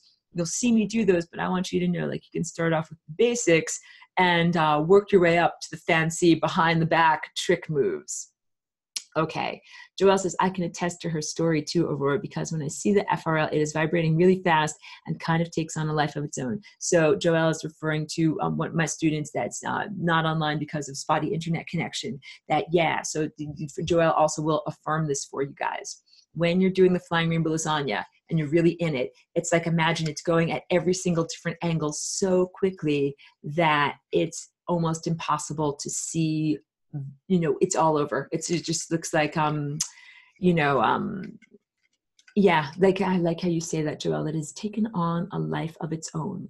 So again, this flying rainbow lasagna dance is meant to supersede the artificial intelligence, ancient exotech, exotic technology, non-terrestrial control system that's been trying to harvest human consciousness, pretty much upload you into a virtual reality that's not a good place to live at all, and take you away from your natural creative potential. And when we do this flying rainbow lasagna so quickly and at all these different unpredictable axes, spinning around so fast, like Joelle says, almost as if it has a life of its own, it supersedes the perception and predictability of that AI control system. Unpredictability, creativity, jazz, all the things that we can do as embodied humans. That is our strength. That is the strength of this system. And it's why I teach it to everyone. It's also why I encourage as many people as possible to do this flying rainbow lasagna dance, because literally the more nodes of unpredictability that exist in the system, the stronger the system. So if I was the only flying rainbow lasagna, it would be like, okay, Aurora's shaking up the salad dressing of reality. Now we're going to get some new possibilities. But let's say I have a cold one day and I'm like, I'm not feeling that good. I'm just going to, drink some tea. I'm not going to do the flying rainbow lasagna. I'm going to watch a movie instead. It's like, oh great, no new possibilities, right? If I'm the only songwriter, then no new songs, no new combinations for that day.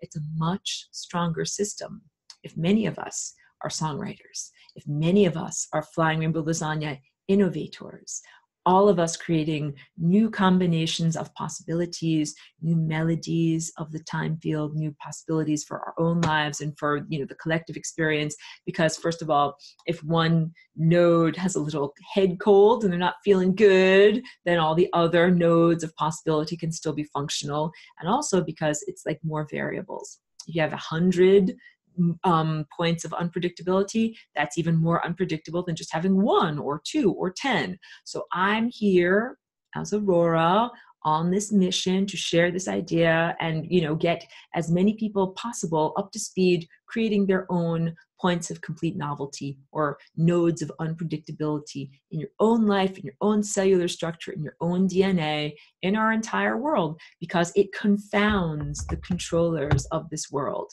the beings who would like to completely disempower humanity and literally like consume this planet, like suck all the life force out of this planet and then go like a chicken bone, throw it away and then go on to the next, tasty planet to eat. So that's what I'm talking about. The antidote that we develop here on this planet helps us individually, but it also is like a template or a healing experience that radiates outward and goes to all these other places that have been similarly invaded. And that's a big takeaway also.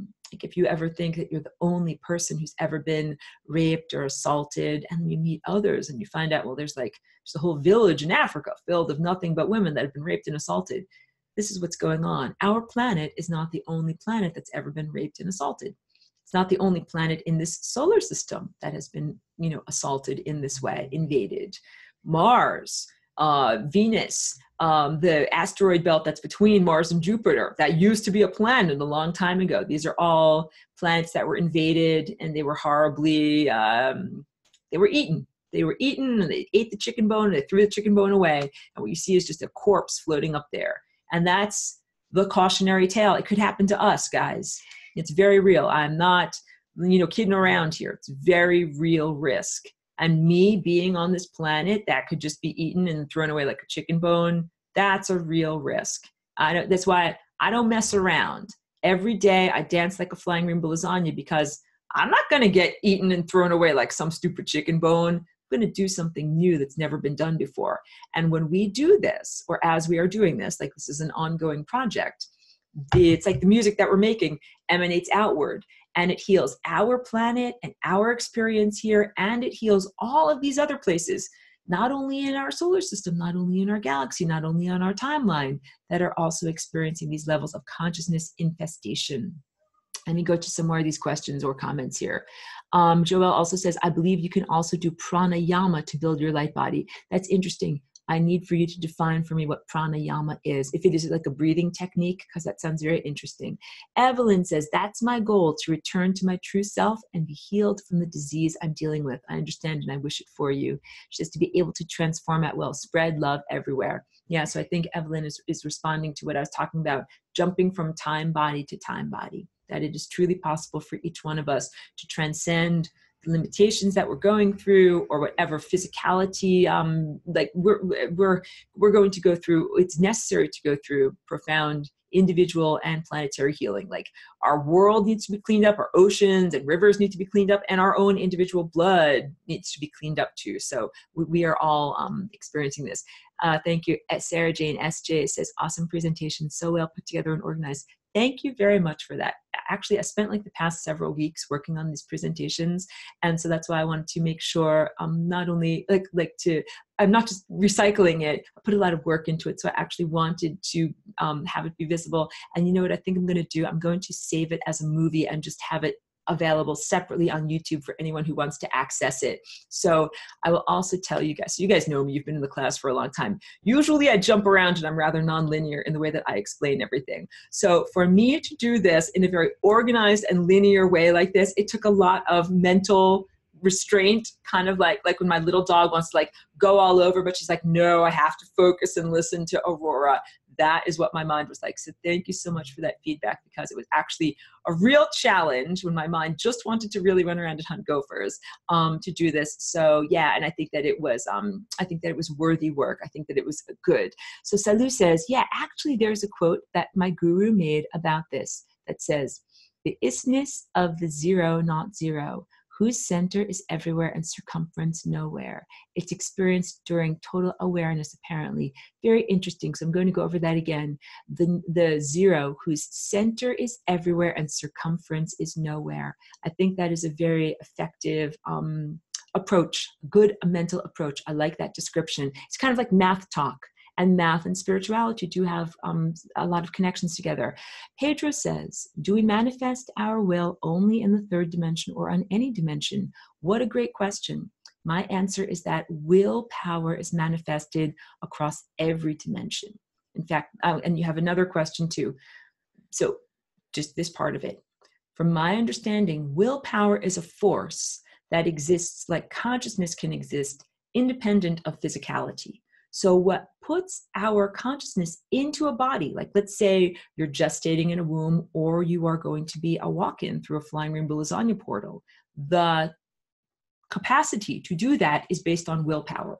So willpower is not only because you have a brain, or only because you have a heart, or only because you have a stomach. Willpower exists independent of all of those things. And I would even say that willpower, like this non-physical, this intangible thing that we have, even when we're non-physical, is necessary to be able to even gestate a body, to be able to even successfully get born. And then the act of being alive is very much an act of willpower. So it's a force, or like gravity or like electromagnetism, that willpower is another thing. And in your body, if I say to everyone, okay, if you have an arm, if you have a right arm, please wave your right arm around right now. And you're waving your right arm and say, how did you do that? The answer is easy. You connected your willpower to your neuromuscular skeletal structure. And you made your arm move. That's it. We learn to do this when we're little infants, or, you know, maybe in adulthood if you're walking, but you learn to connect your non-physical, non-tangible will to your physical body. So the next part of Pedro's question is manifesting done only when you are in the third dimension? That's another really good question. And I would say manifesting can be done from other positions too. The reason why it is valuable, let's say, to enter into the physical form of the third dimension is that this is like a stage where all of these different energies and particles and forces are like actors that can actually interact on the stage.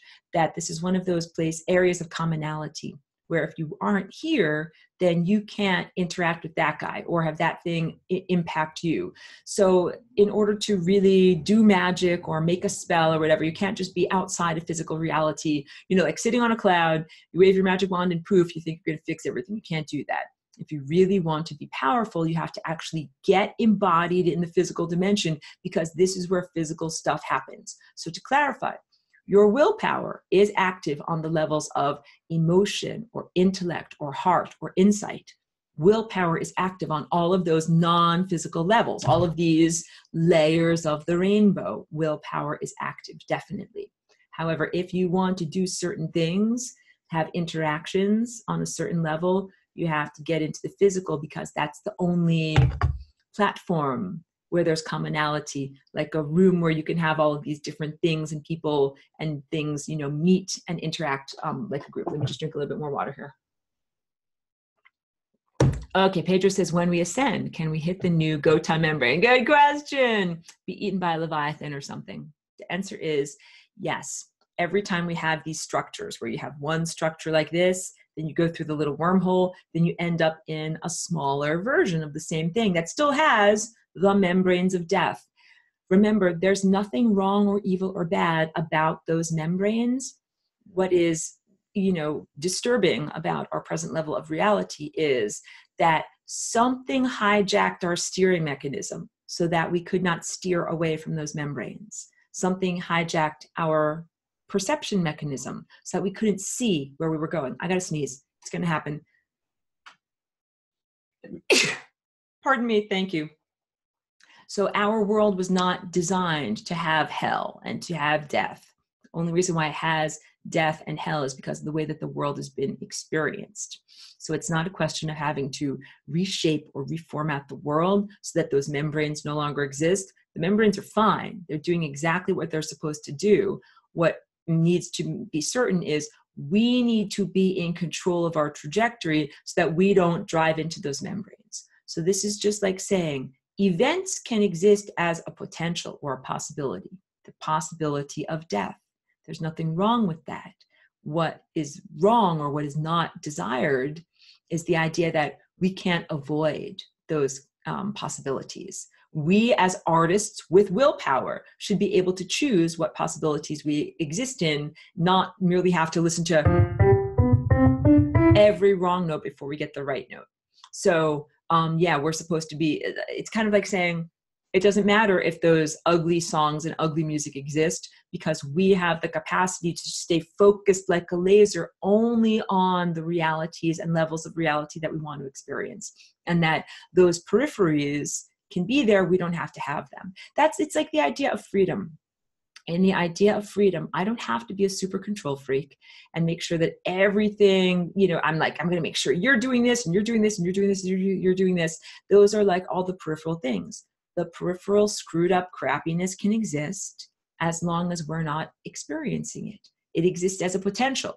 It could happen, but it doesn't happen. So it's like saying, you know, I'm walking down the street, maybe I'm going for a little walk with my dog or whatever. And there's the potential for whatever, you know, a space toilet to fall on my head and I die. It exists, but that's not what I'm going to experience. I'm going to experience a lovely walk down the street on a sunny day.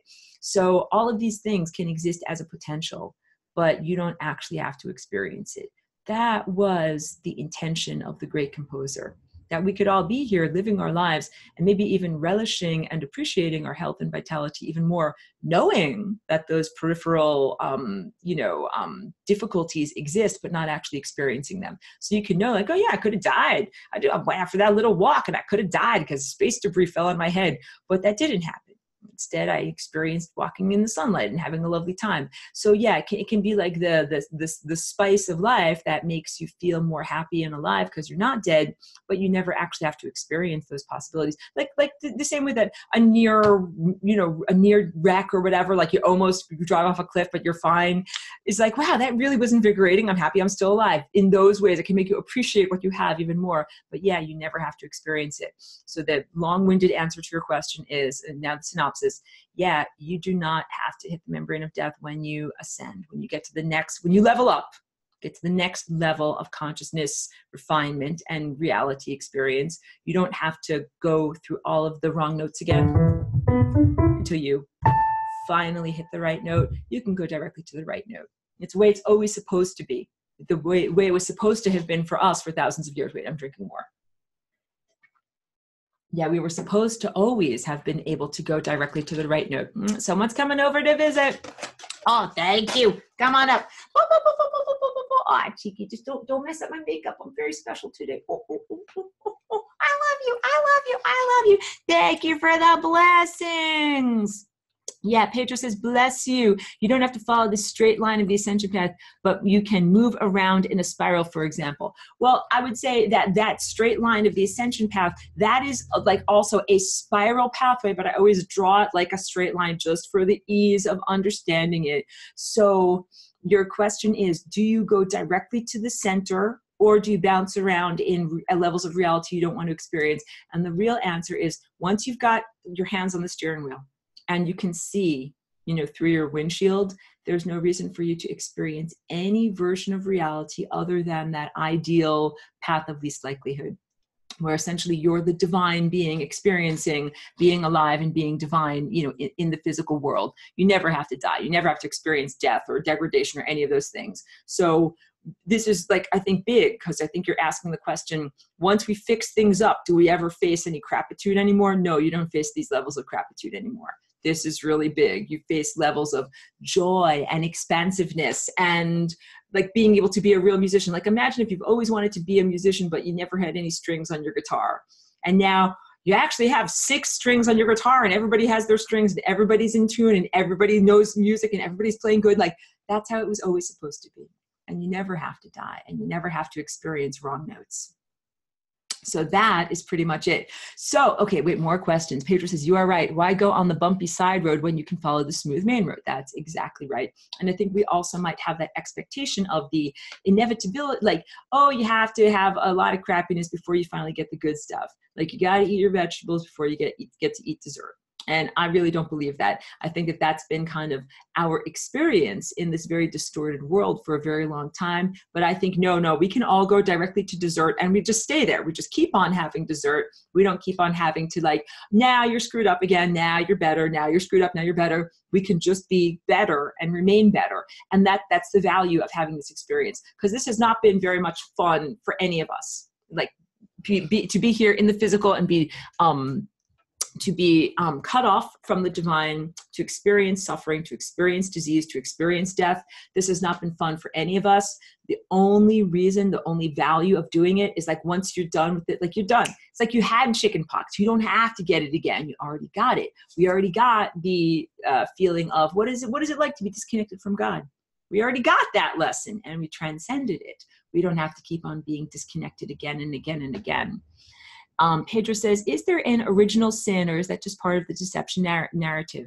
So I really think that the deception narrative, in terms of the writings of the Bible and the idea of original sin, and that, the story of Adam and Eve, who were so, they had the gall to actually want to, have information or whatever. I think it's a lot of blame the victim nonsense. Because the way that the story is written, it's the apple from good and the knowledge of good and evil. is what caused the fall of consciousness. And it's blame the victim stuff, because it's not like, oh, all of a sudden you gained information and insight and then that, plunged you into duality. Nothing like that at all. Nothing like that at all. It's not like, oh, through hubris, you tried, to touch the sun and you got burned and now you deserve to be burned for thousands of years. No, really not like that at all. So, those are my issues that I take issue with biblical literalists, because there is that basic program of the sense of humanity somehow deserving its degraded state. And then God says, oh, women, now you're going to have painful childbirth. Oh, now you're going to have to work hard and toil to grow food out of the ground. No, because it's all like, you were naughty kids and now you're getting your punishment. No, none of us deserve this. We weren't naughty children who deserved to have our planet raped. No, we really did not deserve that at all. So that's one of the things that is most destructive about biblical literalism. It's not just events or something like that, but it's programming in that expectation that you somehow deserve it's Stockholm syndrome. You somehow deserve your degradation because you were naughty and bad, and now you have to somehow supplicate yourself to God in order to, get rectified and get fixed up. So I need to drink a little bit more water. Let me say, if there are any more questions or comments, or anybody who wants to share any of their own insights, or if anybody has a wonderful Halloween costume that they wanted to share on camera, now is the time to do it, because I'm almost about to end the recording, and we'll do the dance. We'll do some dancing. Like I said, I'm not going to try to put the music on the YouTube because, let's see, is someone over here with let's see if anybody is in costume wanting to show. No one's showing themselves. Okay. Yes, let me just drink a little bit more. Oh, wait, Ben's here, let's do this. There you go. Ben's an NPC. So this is actually really great. Thank you very much for your costume, Ben. In case you guys don't know what that is, there you go. Awesome. Yeah. So NPC, this is one of these memes that has come up in the past couple of weeks, meaning, here we go, non-player character, NPC. And it originally started from game theory, where there are some aspects of the world that we're going through that are just non-responsive, that they're just beings who are bots or who are programmed. And so one of these memes was that it started to kind of say that some beings that we're interacting with, on a day-to-day, moment-to-moment experience, or on the internet, are NPCs. And I think that this is actually a very humorous and lighthearted way of sharing some real truth, because there is self-assembling nano wetware in humanity that is making some people not in control of their own minds. And this mirrors what happened at the end of the culture known as Atlantis. Our culture was invaded, our planet was invaded, and they built an artificial Merkaba, and beep, beep, beep, beep, beep, they controlled almost everybody's minds as profound slavery. And they're trying to do the same thing now with 5G and this wetware. Basically, everybody is infested with the self-assembling nanoparts, and if you're not resisting it using your willpower effectively, it is controlling people's minds. So I think the NPC meme is an effective and lighthearted way of saying that the people that spout the party line, like the established script of criticism of either Trump or various certain things, is basically that they are programmed, that they're being controlled by AI, beep, beep, beep, beep, beep, that they're not in control of their own thoughts. And so I think that is an effective critique, because I am seeing a lot of people that are not in control of their own mind. And it's not just their political views, it's that their political views are being programmed, or they're being influenced by some form of external mind technology that is not arising internally. So I'm not simply saying, oh, because you have this political belief that you are a programmed bot, but that people that have this political belief tend to be programmed bots where they're getting their beliefs from. And another thing, an insight that I had, was that they're people that are programmed, they're choosing their programs. They like those programs. They might think that it makes them a better person or smarter or more human or whatever, but for whatever reason, they're choosing those programs, so they might be emotionally invested and even identify with it as self. So they might not even think that they have something going on with them. What Joel is saying, I think that what happened in terms of the Bible was that when we were separated from God, we just experienced this intense sadness and thinking we did something wrong to deserve this separation, and then felt abandonment. But really, it was just the feeling of separation, and then the trauma trauma was used to create the story of original sin. I think that's a good theory. It's kind of like there was the feeling, and then the intellectual response was to write a story that described and explained and justified the feeling. And I understand that a lot too. So wherever that arose from, wherever the sense of the appropriateness of our degradation arose from, let me just really make it very, very clear that our planet did not deserve this. None of us as individuals deserved this.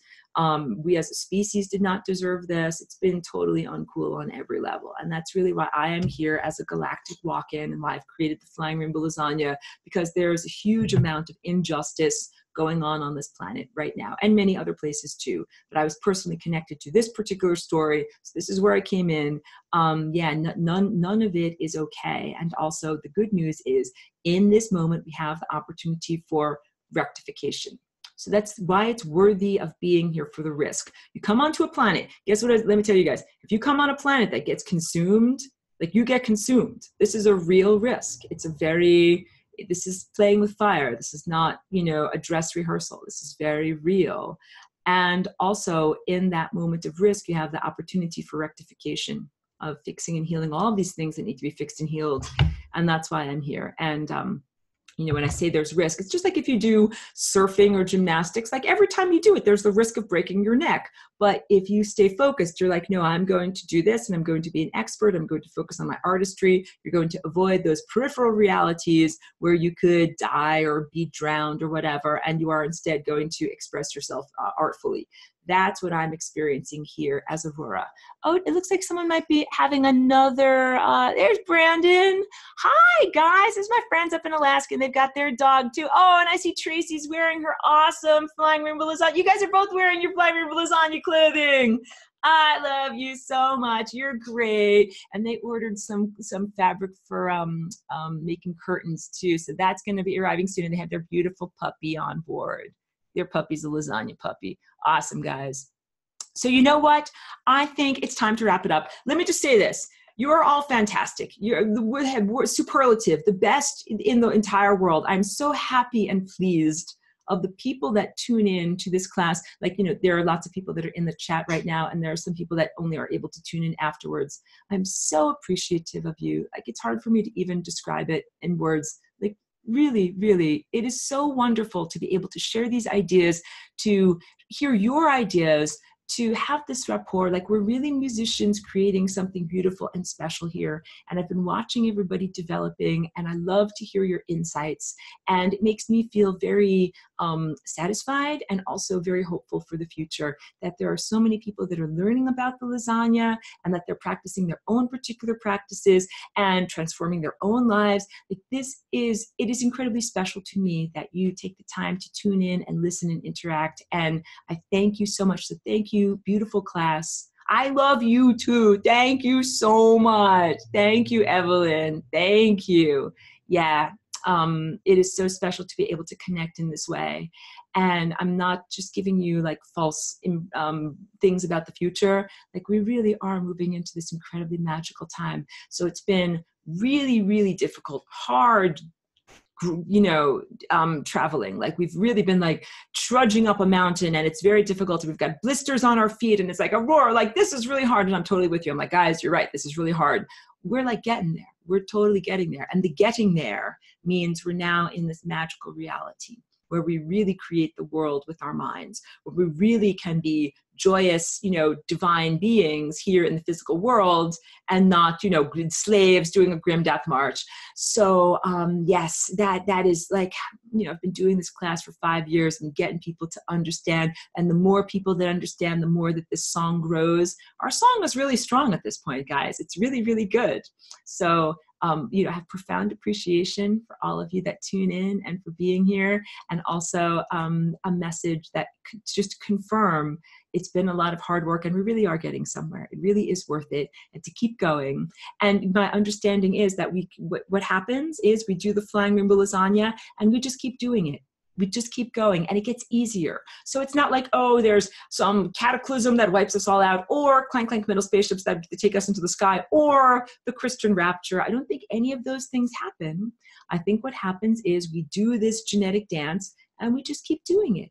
and we never stop doing it. And we keep on building a new reality. We keep on adding more and more layers of transformative, positive goodness to the experience that we've been having. So we're integrating this new script with all the old stuff that happened. So we have to just write a solution like blah, blah, blah thing was happening. And then we all did blah, blah, blah. And then it got fixed. We're in that level of script writing now where we can actually write these solutions. So again, I tell you this not for like hopium, not like some kind of like false lobotomized hope or anything like that, but to really say, yes, I recognize how difficult the journey has been. And we're finally at this moment of like being poised to take off onto so much, in such wonderful directions. So I'm going to end on that super wonderful note. And like I said, we're now going to just have a fun, I want to say an effing fun dance party. And I'll do the dance and I'll do the flying rainbow lasagna dance sitting on the floor so that you can see how I do it, and also sitting in my chair. And it's not, whatever. Everyone in this class knows this already. Like, it's not a sexy dance. It's not like I'm trying to be like, oh, like, I'm so sexy. Look at me. It's not a disco dance. It's about the feeling that you have inside when you do this dance. So it's now time for us to get together and have a wonderful lasagna dance party.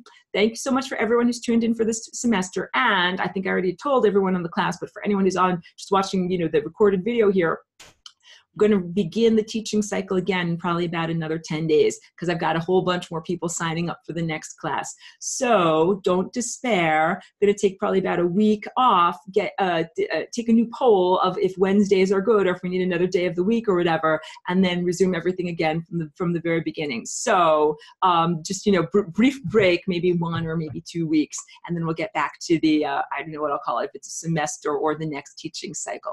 So once again, thank you so much, everybody. And now it is time to start to have the Flying Rainbow Lasagna dance party. Thank you.